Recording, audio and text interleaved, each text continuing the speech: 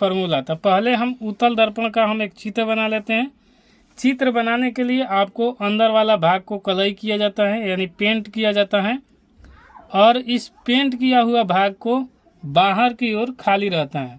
जो उभरा हुआ यही रहता है, इसे हम उत्तल दर्पण कहते हैं। ये पहले दर्पण में समझ लीजिए, इसे उत्तल दर्पण कहते हैं।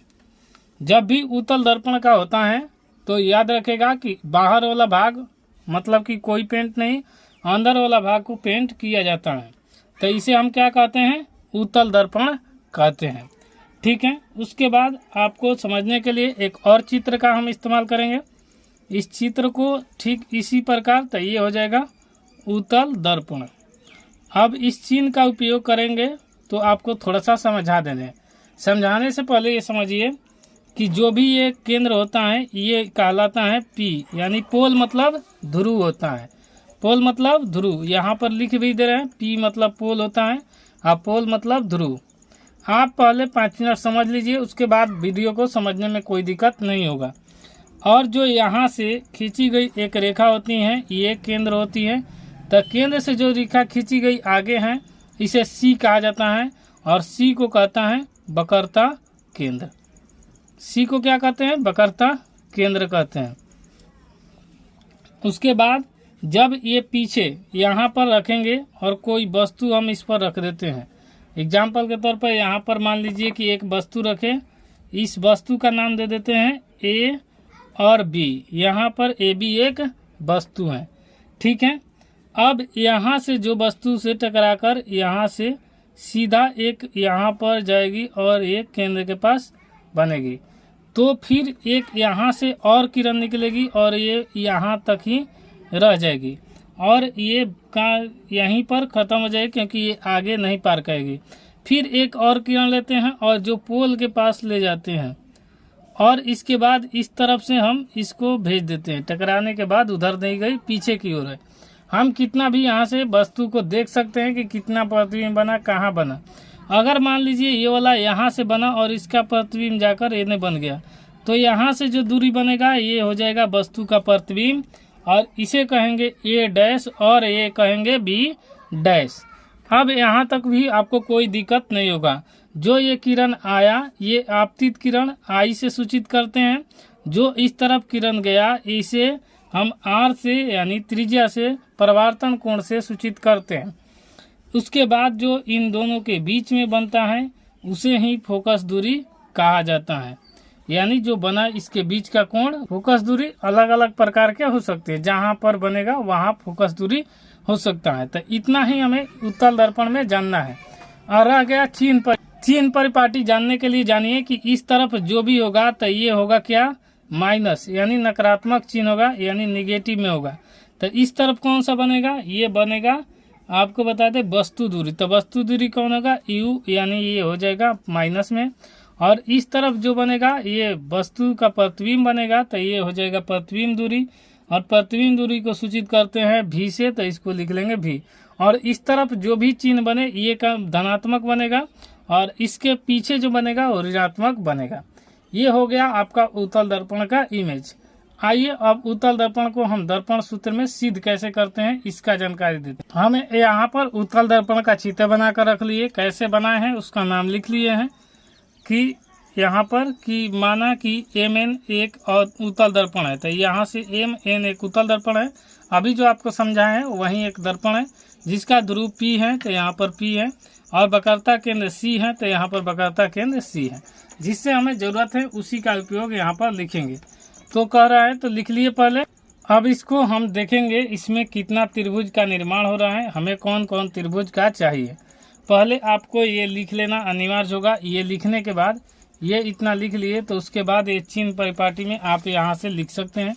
हमने ऑलरेडी लिख कर रखा है कि उत्तल दर्पण में चिन्ह परिपाटी, दर्पण की वस्तु दूरी पी बी जिसे माइनस यू, दर्पण से प्रतिबिंब दूरी पी बी डैश भी कहा जाता है, और वक्रता त्रिज्या पीसी होता है जिसे आर से सूचित करते हैं। आर बराबर होता है 2f, यानी जितना आर होगा वो 2f के बराबर होगा। यानी f इसमें बीच में कहीं भी आ सकता है, चाहे मन करे तो यहाँ पर लिख भी सकते हैं आपको f का मान। अब उसके बाद क्योंकि पी सी यहाँ p है और यहाँ c है, तो इसे आर होगा तो इसके दोगुना होता है। ठीक है, उसके बाद यहाँ पर ये लिख लेने के बाद अब हम दर्पण के चित्र यानी त्रिभुज समरूप कौन कौन है उसको देखेंगे। तो इसमें लौक रहा है त्रिभुज ए बी सी। देखिए ए बी सी, पहले बड़ा वाला त्रिभुज ले रहे हैं, ए बी सी एक समरूप त्रिभुज है। उसके बाद ए डैश बी डैश और ए सी, ये दोनों त्रिभुज ले रहे हैं। क्यों ले रहे हैं? क्योंकि ये समरूप है। और समरूप का नहीं पता है तो 6.2 सर्च कीजिएगा जाकर यूट्यूब चैनल में कि प्रकाश नॉलेज सॉल्यूशन 6.2 एक्सरसाइज, इतना पर आपको मिल जाएगा पूरा वीडियो। तो लिख लेते हैं समरूप त्रिभुज ए बी सी, यहाँ पर लिखेंगे समरूप त्रिभुज ए बी सी और ए डैश बी डैश और ए पी से, सी होगा यहाँ पर, सी ए डैश बी डैश सी से। तो यहाँ पर हो गया। और इसको आप चित्र में समझ सकते हैं इस दर्पण के सूत्र में कि यहाँ से ए डैश बी डैश सी में और यहाँ पर ए बी और ये हो जाएगा सी। तो पहले त्रिभुज में जानेंगे कि लंब बटा आधार होता है, तो पहले लिखेंगे इसका ए बी हो जाएगा और इसका हो जाएगा ए डैश बी डैश। दोनों को पहले लिख लेते हैं ए बी बटा, या फिर इसका एक पहले लिख लेते हैं, तब जैसे ही इसका ए बी हुआ तो इसका लिख लेंगे तो ये हो जाएगा बी सी। तो यहाँ पर लिख लेते हैं बी सी। पहले हम बड़ा वाला त्रिभुज में लिख लिए, अब इसमें लिखेंगे। तो इसमें देखिए ए डैश बी डैश, तो ए डैश बी डैश लंब और आधार हो जाएगा बी डैश सी। तो यहाँ पर लिखेंगे बराबर में ए डैश बी डैश बटा में हो जाएगा बी डैश सी। इसको एक और इस तरफ चले जाएंगे तो देखिए इसको उस तरफ करेंगे और इसको इस तरफ, तो करेंगे एक तरफ लंब लंब रहेगा, आधार एक तरफ। तो यहाँ पर आ जाएगा ए डैश बी डैश, यहाँ पर हो गया ए डैश और ये बी डैश। फिर उसी प्रकार यहाँ पर बराबर का चिन्ह देंगे और बराबर का चिन्ह देंगे। उसके बाद यहाँ पर इस लंब लंब को एक तरफ कर दिए तो आधार को करेंगे तो ये वाला बी सी ऊपर जाएगा यहाँ पर, तो बी सी बटा में हो जाएगा बी डैश सी। इसे समीकरण एक नाम दे देंगे। समीकरण एक को देख लिए। अब दूसरा हम देखेंगे कौन सा त्रिभुज बन रहा है समरूप। तो दूसरा त्रिभुज में देखेंगे एक ए बी पी यहाँ पर हो जाएगा, यहाँ से जो आ रहा है ये वाला ए बी पी, और दूसरा हो जाएगा ए डैश बी डैश पी, यहाँ पर ये वाला छोटा वाला एक, ये वाला और एक ये वाला, इसमें चलेंगे। तो अब चलते हैं, लिख लेते हैं समरूप त्रिभुज ए बी पी में। यहाँ पर लिख लेंगे समरूप त्रिभुज ए बी पी और कौन हो जाएगा ए डैश बी डैश और पी। इसमें लंब वाला को एक तरफ लिखेंगे, आधार वाला को एक तरफ, तो दोनों में लंब ए बी बटा में ए डैश बी डैश, इसका भी लिख लेते हैं। तो यहाँ पर लिखेंगे ए बी बटा में हो जाएगा ए डैश बी डैश, बराबर हो जाएगा आधार में आ जाएगा इसका बी पी और इसका भी आ जाएगा बी पी और इसका बी डैश पी। तो लिख लेते हैं यहाँ पर बी पी बटा में बी डैश पी। ये हो गया समीकरण 2। ये समीकरण 2। अब 1 और 2 को बराबर करेंगे, लिख लेते हैं। लिख लेंगे समीकरण 1 में 2 का मान रखने पर या बराबर करने पर। तो लिख लेते हैं समीकरण 1 और 2 से, 1 और 2 से। तो देखिए अब यहाँ पर थोड़ा सा समझेंगे कि 1 की जगह हम मान लीजिए ए डैश ए बी बराबर ए डैश बी डैश है, तो इसका मान है बी सी बटा में बी डैश। तो यहाँ पर ए बी बटा में ए डैश बी डैश की जगह लिख सकते हैं हम बी सी बटा में बी डैश सी, बराबर यहाँ पर लिखेंगे बी पी बटा में बी डैश पी। फिर से आपको बता दे रहे हैं, थोड़ा सा ये समझिए। तो आपको ये रिपीट कर रहे हैं कि जैसे ए डैश बी डैश है, तो यहाँ पर a b a dash b dash के मान आया है बी सी बटा में बी डैश सी, तो इसके स्थान पर हमने रखा बी सी बटा में बी डैश सी। उसके बाद बराबर में यहाँ पर है ऑलरेडी बी पी बटा में बी डैश पी, तो हमने सेम रख दिया। अब हमने पूरी को मान रखने के लिए आपको इस त्रिभुज में ले चलते हैं और समझेंगे। जैसे यहाँ पर है बी सी, यहाँ पर है बी सी, तो समझिए आप बी सी है, यहाँ पर बी सी, इसको हम क्या लिख सकते हैं, तो लिख सकते हैं पी बी यानी बी पी या पी बी प्लस में पी सी लिख सकते हैं, क्योंकि हमें उसी फॉर्मेट में लाना है जिसमें हमें सिद्ध करने का काम करना है।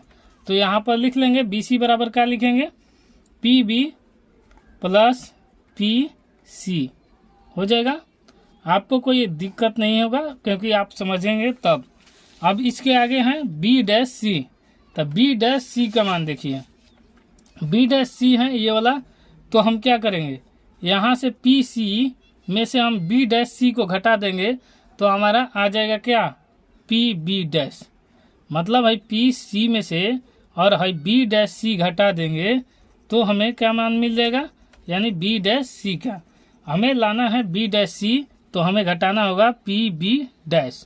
फिर से समझेंगे, बी डैश सी लाना है तो हमें इस पी सी में से घटाना होगा पी बी डैश, आ जाएगा हमें बी डैश सी। तो इसको भी लिख लेते हैं, यहाँ पर क्या लिखेंगे, लिख लेते हैं p c minus p b dash, और बराबर में हो जाएगा, ये ज्यों का त्यों रखेंगे, पी बी यानी पी बी चाहे बी पी, और बटा में हो जाएगा पी बी डैश। एक तरफ इसलिए किए क्योंकि हमको आगे काम है। अब पूछेंगे कि ये सर आप इस फॉर्मेट में क्यों किए, क्योंकि इसको हमें जानते हैं कि यहाँ पर हमने मान को यहाँ पर रखना है। क्यों रखना है, क्योंकि हमें सिद्ध करना है। देखिए पी बी है तो पी बी की जगह क्या रखेंगे, माइनस यू, प्लस में पी सी के मतलब आर, और यहाँ पर पी सी क्या है तो आर, और यहाँ पर क्या रखेंगे प्लस, और यहाँ पी बी डैश है तो यहाँ पर रखेंगे भी, और यहाँ पर हो जाएगा पी बी का मान है तो ई माइनस यू, और यहाँ पर हो जाएगा भी। अब इसको तिरछा तिरछी गुना करेंगे। आपको समझ में आ गया होगा कि ये मान इसको क्यों रखे, क्योंकि हमने इसको पहले ही आपको चिन्ह परिपाटी में लिखवा दिया है और उसी का मान यहाँ पर रखे हैं। पी बी यहाँ पर है तो माइनस यू रखे, और उसके बाद पी सी है तो यहाँ पर पी सी बराबर आर लिखे हैं, इसीलिए हमने रखा था। अब आइए इसको गुना कर लेते हैं, क्रॉस मल्टीप्लिकेशन, यानी तिरछा तिरछी गुना करेंगे तो इसको इससे करेंगे। तो लिख लेते हैं माइनस यू प्लस आर, उसके बाद ये गुना इस तरफ जाएगा तो भी, और ये माइनस यू ये उस तरफ जाएगा तो आर प्लस भी, और इसके बाद ये गुना करेंगे तो यहाँ पर हो जाएगा माइनस यू भी, प्लस में हो जाएगा भी आर, उसके बाद यहाँ पर करेंगे तो माइनस यू आर, प्लस में हो जाएगा माइनस, प्लस माइनस हो जाएगा माइनस, तो यहाँ पर लिखेंगे माइनस यू भी। अब देखिए यहाँ पर माइनस यू भी हो गया दोनों। अब इस तरफ थोड़ा सा यहाँ पर देखेंगे दोस्तों कि ये मिस्टेक हुआ है, कि जैसे ही यहाँ पर होगा ये माइनस तो यहाँ पर हो जाएगा माइनस, और आर माइनस भी हो जाएगा यहाँ पर। अब यहाँ पर माइनस यू आर और माइनस माइनस हो जाएगा प्लस, ये हो जाएगा आपका, बाकी कोई नहीं है। इसके लिए सॉरी, माफ़ी चाहेंगे कि यहाँ पर हमने प्लस माइनस का ध्यान थोड़ा सा नहीं दिया। यहाँ पर माइनस होगा और यहाँ पर प्लस होगा, लिख भी दे रहे हैं यहाँ पर माइनस, और यहाँ पर माइनस से माइनस गुना होगा तो प्लस हो जाएगा। अब देखिए यहाँ पर भी आर है रखेंगे, और उसके बाद ये माइनस यू आर है तो इसको इस तरफ लाएंगे तो प्लस में हो जाएगा यू आर, और उसके बाद यहाँ पर इस तरफ जाएगा तो यू भी है प्लस में, और ये माइनस है तो उस तरफ जाकर यू भी हो जाएगा। अब देखिए आर के जगह क्या रखेंगे, तो आर के जगह हम रखेंगे 2f, तो यहाँ पर रख देते हैं, जहाँ जहाँ आर है वहाँ पर रखेंगे 2f। तो देखिए यहाँ पर हो जाएगा v इंटू 2f और प्लस u इंटू 2f, और बराबर में हो जाएगा 2u भी, यहाँ पर जोड़ देंगे तो आ जाएगा। फिर देखिए यहाँ गुना करेंगे तो 2f भी, और यहाँ पर हो जाएगा 2uf, बटा में हो जाएगा 2u भी, और उसके बाद इसको क्या करेंगे, सबको हम u भी f से भाग दे देंगे। तो यहाँ पर लिख लेते हैं u भी f से भाग देने पर दोनों तरफ क्या करेंगे, भाग दे देंगे। तो u भी f से भाग देने पर भाग देने पर क्या होगा, तो भाग देंगे तो यहाँ पर लिखेंगे 2FV बटा में हो जाएगा UVF। उसी प्रकार प्लस का चिन्ह है तो प्लस 2UF बटा में हो जाएगा UVF, और बराबर में हो जाएगा 2UV बटा में हो जाएगा UFV या UVF। तो यहाँ पर हो गया UVF, सब तरफ हो गया। तो यहाँ से देखिए F से F कट जाएगा, V से V कटेगा, और यहाँ से 2 बटा U बचेगा। प्लस में यहाँ पर भी U से U कटेगा, F से F कटेगा, तो बचेगा 2 बटा में V, और बराबर हो जाएगा यहाँ पर UV कटेगा, U से U और V से V कट जाएगा, तो हमें बचेगा क्या, बचेगा 2/F। अब इसमें क्या करेंगे, सब ये दोनों में कॉमन काट लेंगे 2, तो ये हो जाएगा 1 बटा U और प्लस 1 बटा V, और ये हो जाएगा 2, और ये कॉमन काटेंगे तो हो जाएगा 1 बटा F। अब ये 2 से 2 कट जाएगा, तो हमें आ जाएगा 1/U प्लस 1/V और बराबर में 1/F, और यही हमें सिद्ध करना था उत्तल दर्पण में 1/V प्लस 1/U बराबर में होता है 1/F। इसको चाहें तो इस तरफ भी लिख देंगे। अगर दोस्तों वीडियो पसंद आए तो लाइक शेयर सब्सक्राइब जरूर कीजिएगा, और कोई दिक्कत हो तो कमेंट बॉक्स खुला रहता है, कमेंट में अपना सुझाव जरूर दीजिएगा। मिलते हैं नेक्स्ट वीडियो में, तब तक के लिए जय हिंद।